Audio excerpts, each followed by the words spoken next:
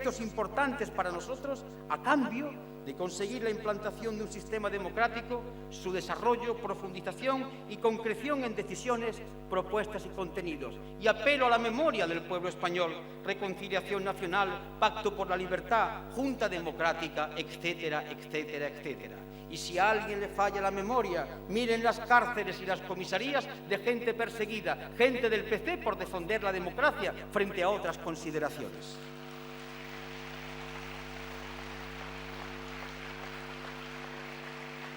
El Partido Comunista de España sigue siendo, tanto en sus elaboraciones teóricas, en la orientación de sus líneas políticas y en el trabajo de sus hombres y mujeres, un ferviente defensor del Estado social y democrático de derecho.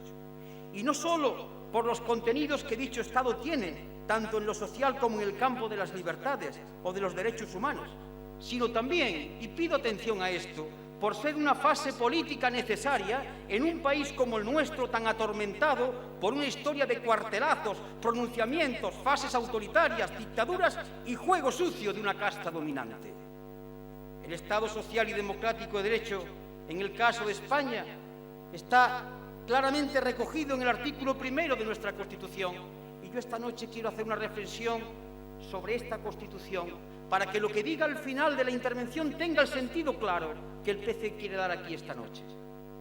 Cuando se dice España se constituye en un Estado social y democrático de derecho que propugna como valores superiores de su ordenamiento jurídico la libertad, la justicia, la igualdad y el pluralismo político. Y es cuando en el apartado 2 dice la soberanía nacional reside en el pueblo español, del que emanan los poderes del Estado. Esta afirmación esta noche quiero yo plasmarla aquí con toda la fuerza. Por encima del soberano, es decir, del pueblo español, no hay absolutamente nadie. Después la Constitución y después las distintas instancias del Estado.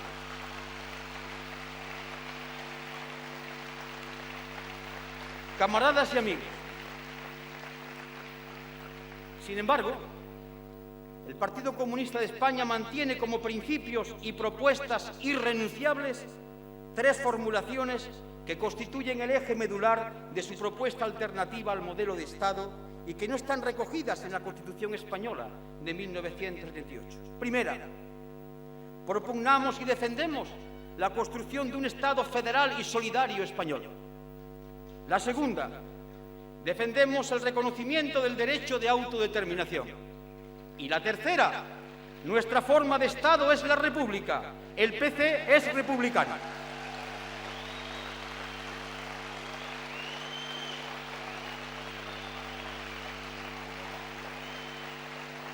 En las horas difíciles de la transición española, nuestro partido, con dificultades, con debates, con dudas, todo hay que decirlo, en aras del consenso para que el Estado social y democrático de derecho estuviese contemplado en la Constitución, priorizó los contenidos del mismo a la inclusión de los dos primeros principios en la Constitución y pasó transitoriamente a un segundo plano, no a su desaparición, su lucha y su esfuerzo para que el futuro Estado español tuviese la forma republicana.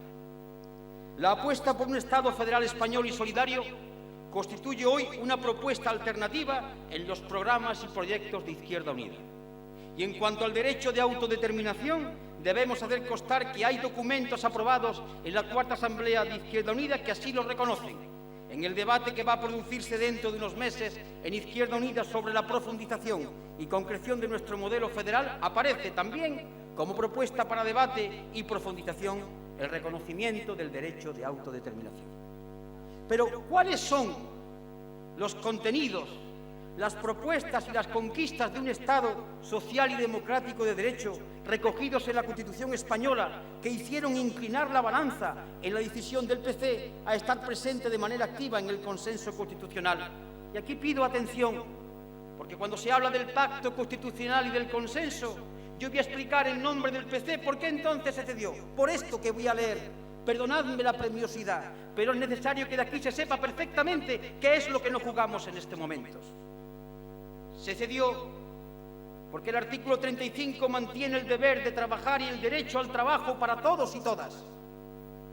porque el artículo 40 de la Constitución le manda a los poderes públicos, le ordena a los poderes públicos, es decir, al Gobierno, que haga una política orientada al pleno empleo. Porque el artículo 41 ordena a los poderes públicos que mantengan un régimen público de seguridad social para todos y para todas y que garantice la asistencia y prestaciones sociales suficientes ante situaciones de necesidad y a continuación dice el artículo 41, especialmente en el caso del paro, especialmente en el caso de desempleo.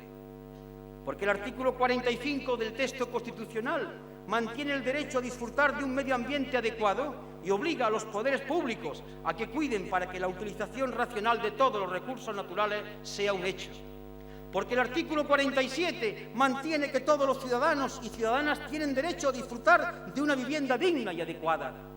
Porque el artículo 48 manda a los poderes públicos a que promuevan las condiciones, y aquí viene el entrecomillado, exactamente así se dice, para la participación libre y eficaz de la juventud en el desarrollo político, social, económico y cultural. Porque el artículo 50 manda a los poderes públicos a que garanticen mediante pensiones adecuadas y periódicamente actualizadas la suficiencia económica a los ciudadanos mediante la tercera edad. Yo sé que la lectura de unos artículos puede parecer pesada, pero pido paciencia, porque la argumentación del PC aquí esta noche está sólidamente afirmada. Y sigo leyendo trozos de la Constitución, derechos fundamentales del Estado social y democrático de derechos. Y para que esos objetivos, los que acabo de leer, económicos y sociales, del Estado social y democrático de derecho puedan realizarse, la Constitución española de 1978 se provee de mecanismos de intervención pública y de mecanismos de participación siguiendo los enunciados y postulados de un principio general y superior.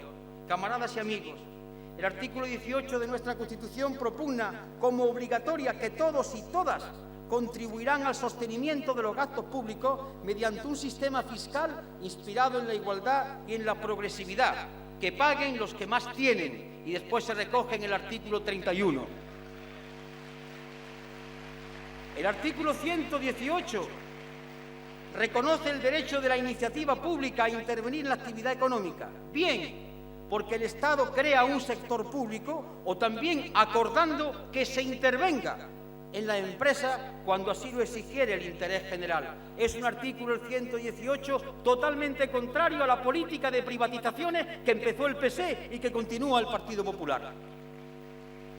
Los mecanismos de intervención y de participación más importantes son los siguientes.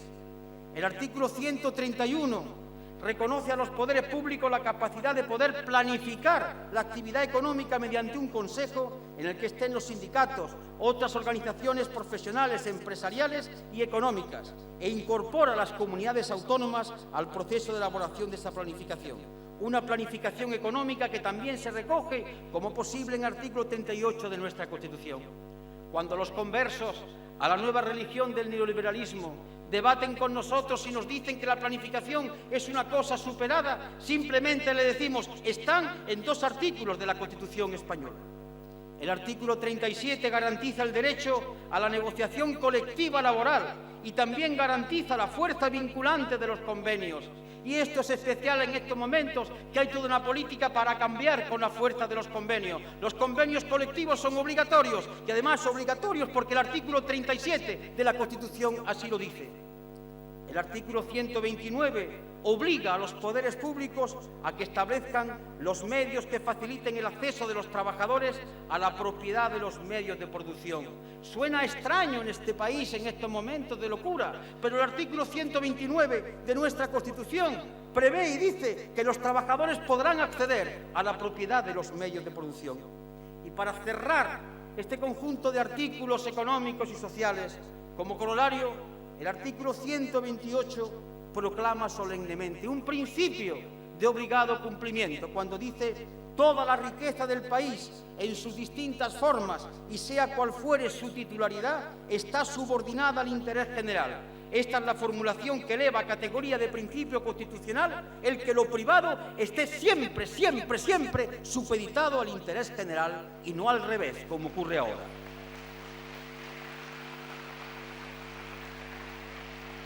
Para coger la recta final de los contenidos del Estado social y democrático de derecho, se cimenta en los derechos humanos. Porque no se puede separar la lucha por el puesto de trabajo de la lucha por la democracia. A veces se intenta separar. No entrar en la cuestión de la ética, no entrar en la cuestión de las libertades. Lo que hay es que luchar por el puesto de trabajo. No, si no hay democracia ni libertad, tu lucha por el puesto de trabajo te lleva a la cárcel. Luchar por la libertad y por la democracia es luchar por el puesto de trabajo. Van unidas, van ligadas, no se pueden separar. Libertad y democracia es luchar por el socialismo, es luchar por el puesto de trabajo, es luchar por el pleno empleo. Y luchar por el pleno empleo y luchar por el puesto de trabajo y luchar por una salud pública es luchar por la libertad y por la democracia. Son dos aspectos de la misma cosa. Y en ese sentido, el artículo 1 de la Constitución plantea entre los valores superiores de nuestro ordenamiento constitucional, la libertad, la justicia, la igualdad y el pluralismo político. Y el artículo 14 mantiene que los españoles y las españolas son iguales ante la ley, sin que pueda prevalecer discriminación alguna por razón de nacimiento, raza, sexo, religión, opinión o cualquier otra condición o circunstancia personal o social. Y el artículo 18 mantiene que el domicilio personal es inviolable y de la misma manera garantiza el secreto de las comunicaciones postales, telegráficas y telefónicas, salvo resolución judicial. Y el artículo 28 reconoce el derecho a la huelga de los trabajadores. El reconocimiento de derechos en el marco de un sistema democrático desarrolla lo que constituye el principio fundamental de toda democracia, la separación de los tres poderes del Estado: el legislativo, el ejecutivo y el judicial. Camaradas y amigos, ante esto que acabo de leer, que son los contenidos más importantes, hay más, del Estado social y democrático de derecho, veamos la realidad de nuestro país. Negación de los contenidos sociales desde los datos suministrados por las cifras de paro, el mayor índice de paro de toda la Unión Europea, el índice de España. Las cifras de precariedad, el mayor índice de precariedad de toda la Unión Europea. Las cifras de accidentes laborales, el mayor índice de toda la Unión Europea. El recorte en el subsidio de desempleo. Cuando la huelga de 1988 estaba el subsidio en el 48%, va descendiendo ya, está por debajo, llegando al 47%. La reforma del mercado laboral hecha por el gobierno anterior. Y aquí un acontecimiento que llegó ayer, una sentencia del Supremo que abre camino a que el despido objetivo se implante y, por lo tanto, con indemnizaciones de 20 días. Pero, camaradas y amigos, el Supremo podrá interpretar más hacia la derecha o más hacia la izquierda una ley que fue la ley del PSOE de la reforma del mercado laboral. Si no hubiese esa ley, el Supremo no podría haber hecho una interpretación restrictiva. Las empresas privadas de colocación. Camaradas y amigos, la experiencia del día a día.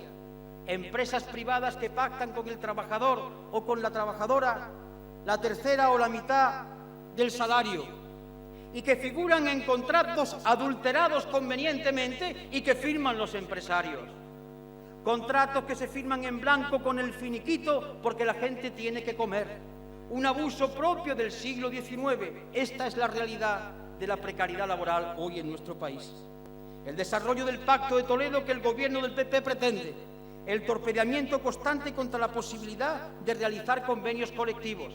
La disminución creciente del sector productivo, especialmente el industrial, lo cual origina día a día un chorreo de gente que se va a la calle. Tal es el caso en concreto de la respuesta de los trabajadores de Alcatel. Estamos cerrando cada día una fábrica, una empresa. Estamos cerrando y haciendo posible no solamente que haya más gente en el paro, sino que estamos cerrando la fuente de la riqueza de nuestro país.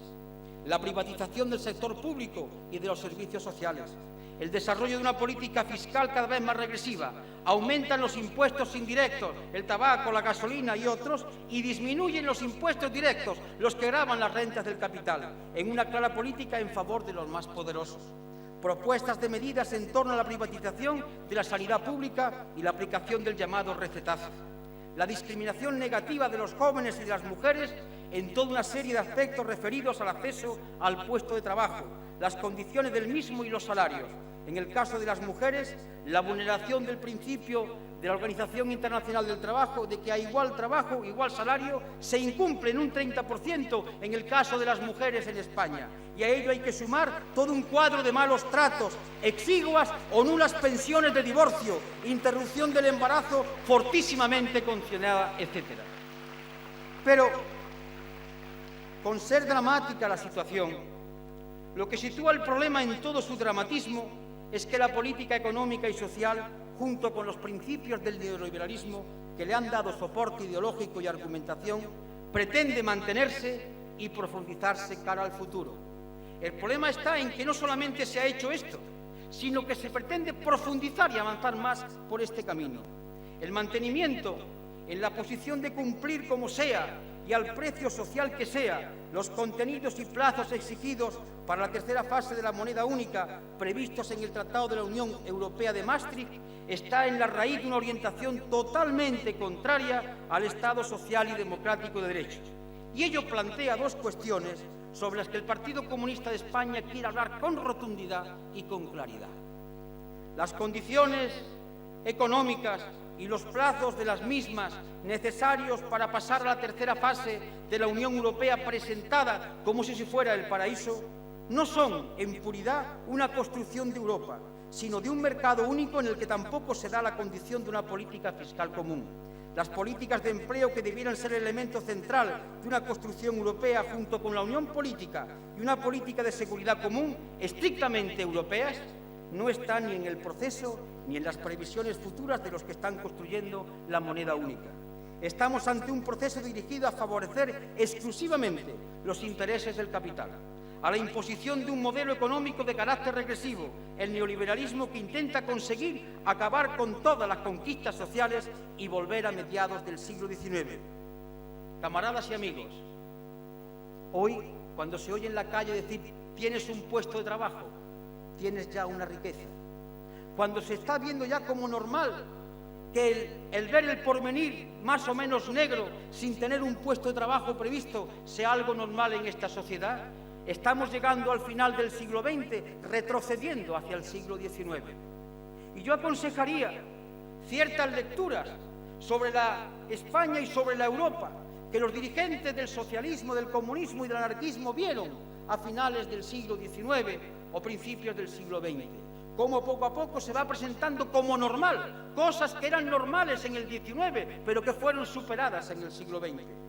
No se puede pensar, por tanto, y hay que tener presente que si Maastricht no existiera, lo habrían inventado. No se puede combatir con eficacia ni se puede plantear una política alternativa que contenga los elementos del Estado social y democrático de derecho sin el cuestionamiento, el rechazo y la contestación de las condiciones, contenidos y plazos exigidos en la moneda única. Camaradas y amigos, en esta noche de sinceridad casi brutal, hablemos claro. No se puede estar criticando la política del anterior gobierno y de este por lo que está haciendo y diciendo que a todas luces hay que estar en la tercera fase de la Unión Monetaria de Maastricht. No se puede mantener una cosa y su contraria. No se puede poner una vela a Dios y otra al diablo. Si queremos estar en Maastricht, este es el pago que hay que pagar, porque Maastricht significa recortes sociales, recortes salariales. La moneda única, según Maastricht, es el fin de la autonomía política para decidir sobre las condiciones de la vida de la ciudadanía. La moneda única, según Maastricht, es la imposición de los poderosos a través de los mecanismos del llamado mercado libre y de la práctica independencia de los poderes públicos del sistema de bancos centrales, paso previo del Banco Central Europeo. Esto quiere decir que cuando el Banco Central Europeo se constituye, tomará decisiones y los políticos no podrán tomar decisiones. Es decir, los elegidos por el pueblo para que tomen decisiones según el programa que han presentado no podrán tomar decisiones porque la tomarán los que están controlando el Banco Central Europeo, gente que no ha sido elegida por ningún pueblo europeo. La moneda única, según Maastricht, es poner como primer objetivo los ajustes contables macroeconómicos y relegar a un segundo lugar derechos sociales recogidos en nuestra Constitución y en la Declaración Universal de Derechos Humanos. Maastricht no está lejano. Maastricht es la pensión que disminuye. Maastricht es el recorte en gasto sanitario. Maastricht es la congelación salarial de los funcionarios. Maastricht es la no creación del fondo de nivelación previsto en la LOFCA. Maastricht es el recorte de inversiones para infraestructuras y obras necesarias. El mal funcionamiento de la LOCSE, el recorte creciente del subsidio de desempleo, etc.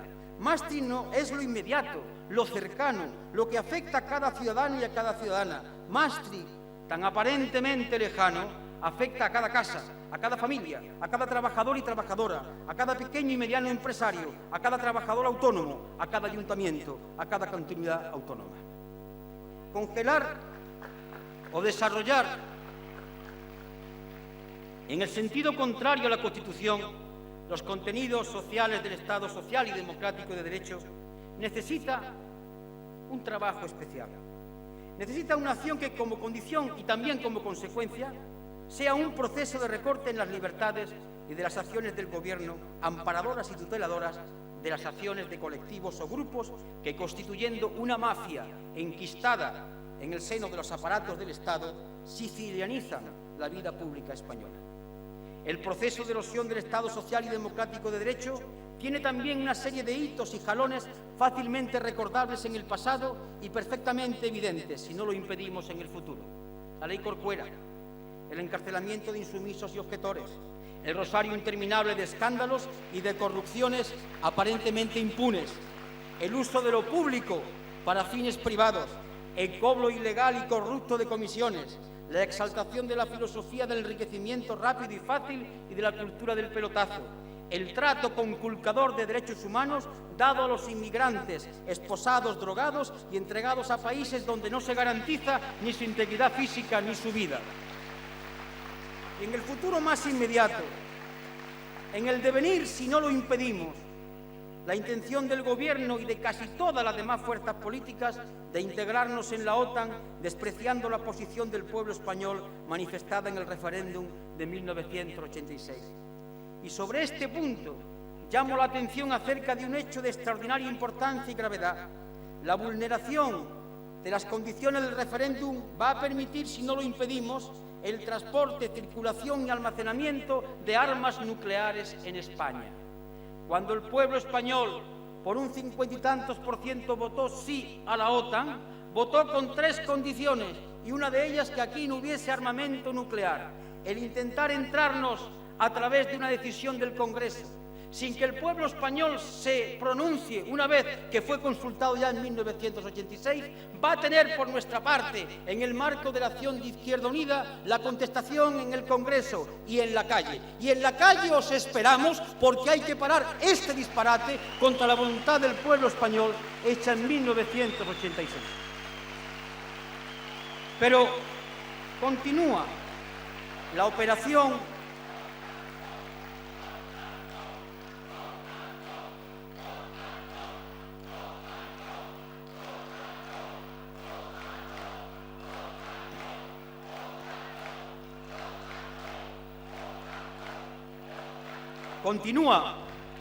la propuesta de instalación de vídeos en las calles que, con la excusa y justificación del orden público, puede conllevar un atentado contra las libertades y los derechos ciudadanos.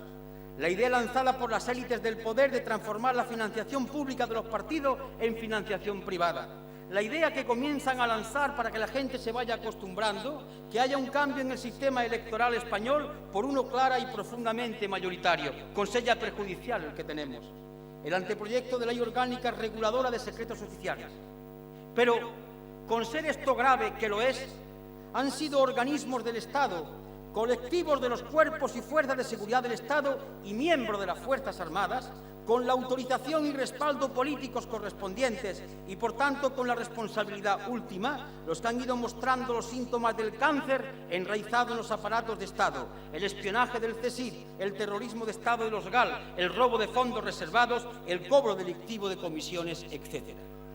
La decisión del Gobierno Aznar, en contradicción con lo pregonado en la campaña electoral de no desclasificar los papeles del CSIC, evidencian un ataque al Estado social y democrático de derecho en las siguientes cuestiones. Primero, negación por parte del Gobierno del auxilio debido a la justicia. Segundo, Como consecuencia de lo anterior, desigualdad de algunos ciudadanos y de algunos colectivos ante la ley, violación del artículo 1 de la Constitución. 3. Complicidad moral, por tanto, con los hechos que están siendo investigados y con las personas imputadas de haberlos cometido. 4. Sensación más que fundada de que estamos ante un sistema en el que funciona la omertá, la ley mafiosa del silencio, el silencio a cambio de la excarcelación, un silencio hacia abajo, hacia arriba, a diestra y a siniestra. Y esta situación de conculcación del Estado social y democrático de derecho conlleva, junto con la constatación de que se acaba de asestar un golpe demoledor a la credibilidad de la política y de los políticos, la necesidad de que el presidente del Gobierno clarifique, por el bien del país, de la democracia, de la justicia, del derecho, de la honestidad, de la ética y de la decencia, los extremos del siguiente dilema. O el señor Aznar y sus compañeros de partido mintieron y engañaron fundamentalmente a sus electores cuando se comprometieron a desclasificar los papeles del CSIC en el caso de acceder al Gobierno, o bien al intentar abordar desde el Gobierno la puesta en marcha de las promesas electorales, se encontraron con presiones, objeciones o amenazas ante las cuales han cedido. Y en el caso de que esto fuese así, se impone la explicación del presidente del Gobierno ante el Congreso de los Diputados. El presidente del Gobierno de España no puede callar, no puede transigir, no puede acceder a la presión o el chantaje, venga de donde venga, porque si lo hace, está no solo permitiendo la existencia de una mafia, sino siendo el principal responsable por encubridor, por ocupar el cargo que ocupa de una aceleración cualitativa en el proceso de involución democrática que España está viviendo. En discursos anteriores, la dirección del PC ha insistido una y otra vez, yo sé que de manera machacona, ante la necesidad de un rearme moral, cultural e ideológico como necesidad fundamentalísima para la consecución de la plena emancipación humana, pero también como necesidad inmediata aquí y ahora, perentoria, en la lucha de los trabajadores, las capas populares y de la mayoría de la sociedad. El vaciamiento, cuando no la transgresión de los contenidos del Estado social y democrático de derecho, es un proceso, una acción que necesita de la cobertura, de la justificación en principios, valores, actitudes, comportamientos y pautas culturales afines. Si la derecha gobierna hoy en España es porque desde hace muchos años sus valores fueron implantándose desde el poder, desde medios de comunicación, desde universidades y desde la cultura oficial. Unos valores y unas pautas culturales propias del llamado pensamiento único del neoliberalismo que han terminado, y esto es lo triste, por ser asumidas y defendidas como propias por muchos colectivos políticos, sociales, tradicionalmente de izquierdas. Hagamos un somero repaso a estas actuaciones, al ámbito, a la atmósfera cultural de nuestro país. La mercantilización de la información en los medios de comunicación, en la medida en que lo que importa es vender como sea, no informar. Y junto a ello, y por esa filosofía, la priorización de lo banal y lo adjetivo sobre lo fundamental, sobre los contenidos y lo sustantivo. Y esta crítica no empalidece, al contrario, el reconocimiento a aquellos medios y profesionales que están siendo ejemplares tanto en la denuncia de la corrupción como en la defensa de las libertades y el Estado de Derecho. Pero en segundo lugar, la mercantilización de la actividad política, cuando desde la política se desprecian los contenidos y las propuestas programáticas y se basa toda la actividad política casi fundamentalmente, exclusivamente en el marketing y en la rentabilidad en el voto al precio que sea. La captura del voto lo justifica todo: insultos, zafiedades, promesas demagógicas, incumplimiento de esas promesas y manipulación de los textos e imágenes. Y la corrupción también es el incumplimiento de las promesas electorales. El constante canto a la labor del empresario como el único creador de riqueza, y esto lo dicen trabajadores y a veces organizaciones sociales, hablando del empresario como el único que crea riqueza, olvidando, y ese olvido es culpable, el papel fundamental que en la creación del valor tienen los hombres y mujeres que de manera asalariada crean, transforman y realizan, los trabajadores manuales e intelectuales. La aceptación por parte de colectivos de izquierda, de intelectuales y de una parte de la sociedad española de ese valor peligrosísimo como es el que quiere encubrir la palabra competitividad. Una competitividad que en la mente de quienes consiguieron implantarla en la de los demás no es otra cosa que el enfrentamiento de trabajadores contra trabajadores para ver quién se vende más barato a fin de conseguir un precio más bajo de las mercancías en la competencia internacional. Otra es la exaltación del concepto de rentabilidad económica como el único motor y como único objetivo a conseguir en cualquier empresa, en cualquier servicio o en cualquier actividad de la economía o de la sociedad. Si la rentabilidad económica, es decir, si la ganancia, es decir, el beneficio o el superávit en la cuenta de resultados es el objetivo exclusivo, el Estado social y democrático de derecho no existe. Su formulación en dicha situación es simplemente una falacia. O bien, la divinización o la exaltación de la economía como fuerza motora fuera de todo control humano, cuando se habla de las leyes de la economía sin que la decisión de los hombres parece que intervienen. El mercado se constituye así en un dogma, en una nueva religión que exige obediencia ciega a todos sus seguidores. Recordemos las palabras de Tietmeyer, el presidente del Bundesbank alemán, cuando dice: los políticos deberán aprender que deben supeditarse a las decisiones del mercado. O las palabras de Alan Menk, diciendo que el mercado es mucho más importante que la democracia.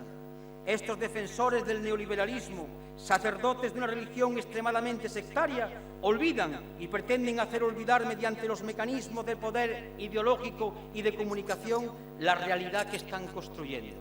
¿Qué hay detrás de tanto canto al mercado? ¿Qué hay detrás de tanto canto a la competitividad? ¿Qué hay detrás de tanto canto a la modernidad? ¿Qué hay? Veamos.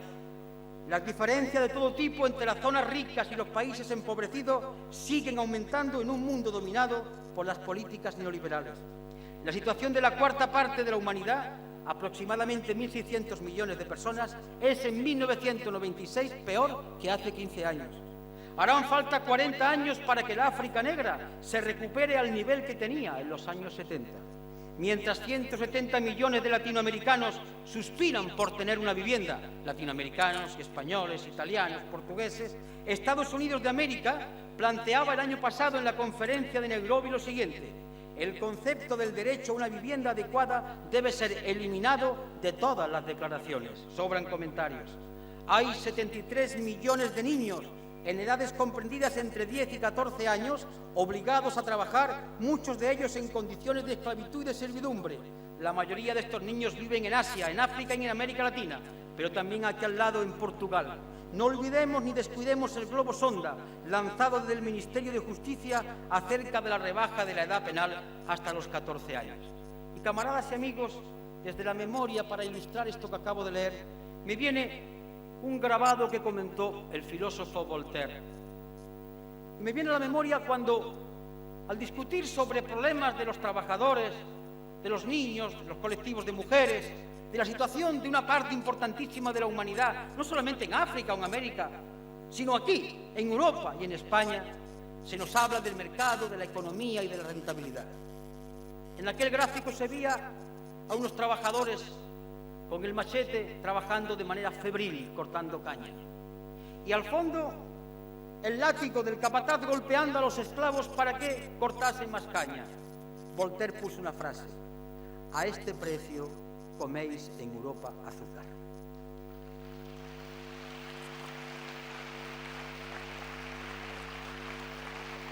Un tercio de los 2.500 millones de trabajadores del mundo están en paro.